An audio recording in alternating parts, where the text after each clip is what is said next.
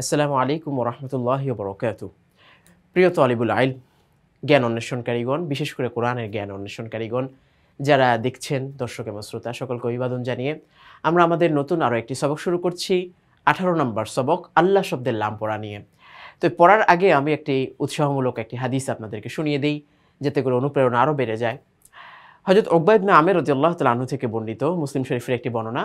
রাসূলুল্লাহ সাল্লাল্লাহু আলাইহি ওয়াসাল্লাম সাহাবীদেরকে সামনে রেখে বলছেন, আচ্ছা, তোমরা কি এই জিনিসটা পছন্দ করো যে আরবের দুটি জায়গার নাম বললেন, বতহান এবং আকিক নামক স্থান, যে তোমরা ওই জায়গায় যাবা কোনোরূপ অন্যায় ছাড়া, তথা চুরি ডাকাতি ছিনতাই ছাড়া, কোনো আত্মীয়তার সম্পর্ক ছিন্নতা ছাড়া, দুটি বড় বড় কুঁজ বিশিষ্ট উট, আরবরা যেহেতু উট পছন্দ করে, উট নিয়ে আসবা। তো সাহাবায়ে কেরাম বললেন, ইয়া রাসূলুল্লাহ, হ্যাঁ, এটা তো অত্যন্ত পছন্দনীয় একটি কাজ, আমরা পাইলে তো আমাদের জন্য ভালোই। তো রাসূল সাল্লাল্লাহু আলাইহি ওয়াসাল্লাম বললেন, প্রতিদিন সকালে যদি কেউ, এই যে বিশেষ করে ফজরের পরে কেউ মসজিদের মধ্যে এই উদ্দেশ্যে অবস্থান করলো যে সে দুটি আয়াত কোরআনের শিখে আসবে। তো আল্লাহ রাসূল সাল্লাল্লাহু আলাইহি ওয়াসাল্লাম বললেন, যে দুটি আয়াত শিখলো সে আরবের ওই দুটি কুঁজ বিশিষ্ট উটের থেকেও তার জন্য এটা উত্তম। সুবহানাল্লাহ। এমনিভাবে যে তিনটি আয়াত শিখলো তার জন্য ওই তিনটা উট পাওয়া থেকেও উত্তম। যে চারটা শিখলো সে চারটা থেকে উত্তম। এইভাবে যত চারটা, পাঁচটা আয়াত, 10টা আয়াত শিখবে, আল্লাহ তাআলা তাকে ওই ধরনের সওয়াব তাদেরকে দান করবেন। সুবহানাল্লাহ বিহামদি। তো আমরা তো আসলে ফজরের নামাজ অনেক গাফলতি করি। তো ফজর নামাজ পড়া এবং সেখানে বসে কোরআনের শিক্ষা গ্রহণ করার ব্যবস্থা করা, কোরআনের এই চর্চাগুলো করা, এটা আমাদের জন্য উভয় জগতের কল্যাণকর। তো আল্লাহ তাআলা আমাদেরকে সকলকে এই সুযোগ করে দেওয়ার তৌফিক দান করুক, আমিন। তো আমরা সবকে চলে যাচ্ছি। 18 নম্বর সবক, আল্লাহ শব্দের লাম পড়ার নিয়ম। তো যদিও আমরা আসলে বাংলায় আল্লাহ আল্লাহ বলি, কিন্তু আরবিতে বলা হয় আল্লাহু। কারণ নিয়মটা এবার আমরা শুনি। আরবিতে আল্লাহ কেন বলা হয়? 1 নম্বর নিয়ম, আল্লাহ শব্দের লাম দুই প্রকারে পড়া যায়। একটা হচ্ছে ওই রয়ের মতো, আমরা আগে যেমন র পড়ে আসছি, পোর তথা মোটা, ও বারিক তথা চিকন বা পাতলা। তো আল্লাহ শব্দের তাসদিদের ডাইনে, আমরা জানি যে আল্লাহ শব্দের মধ্যে একটা তাসদিদ থাকে।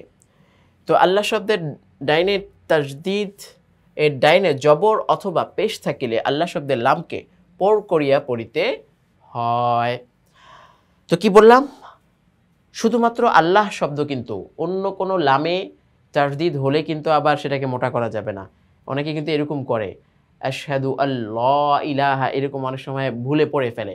কিন্তু আল্লাহ কোনো লামই মোটা হবে না।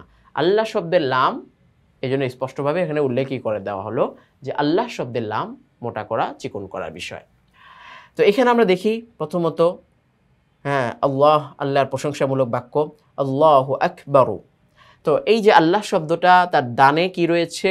আলিফের উপরে জবর রয়েছে। তার মানে আল্লাহ শব্দের ডানে আমরা কি পাচ্ছি? জবর পাচ্ছি।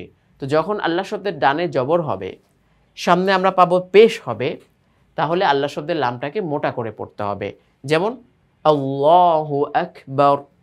তো এই নিয়মেই কিন্তু আল্লাহ শব্দটা যদি কেউ আরবিতে পড়ে, তখন তাকে আল্লাহ এই শব্দ এইভাবে মোটা করে বলতে হয়। আর যদি বাংলায় তখন বলে আল্লাহ। এভাবে আমরা বাংলায় ব্যবহার করে থাকি। হুমুল্লাহু, হুমুল্লাহু, এই যে আল্লাহ শব্দের লামটা আমরা মোটা করলাম। ঠিক এখানেও দেখলাম রাসূলুল্লাহি, রাসূলুল্লাহি।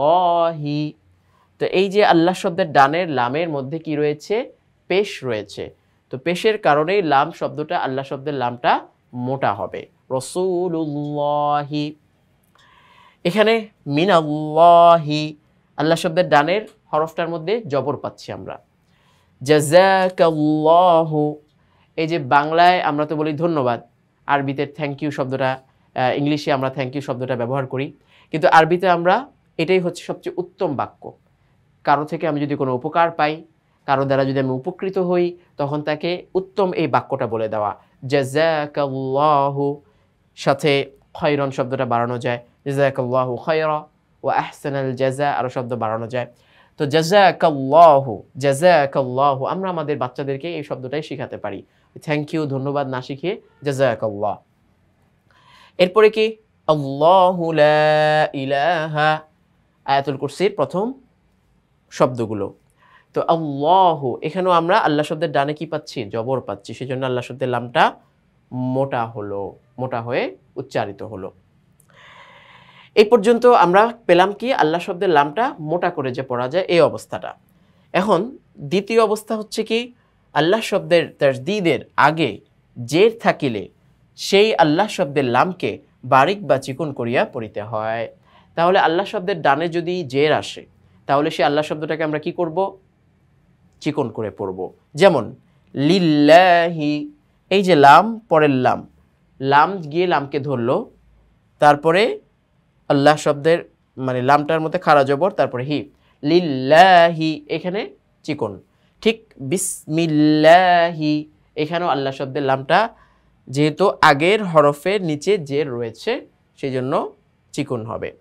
কুলিল্লাহুম্মা, কুলিল্লাহুম্মা, তো আল্লাহ শব্দের এই ডানে জের রয়েছে।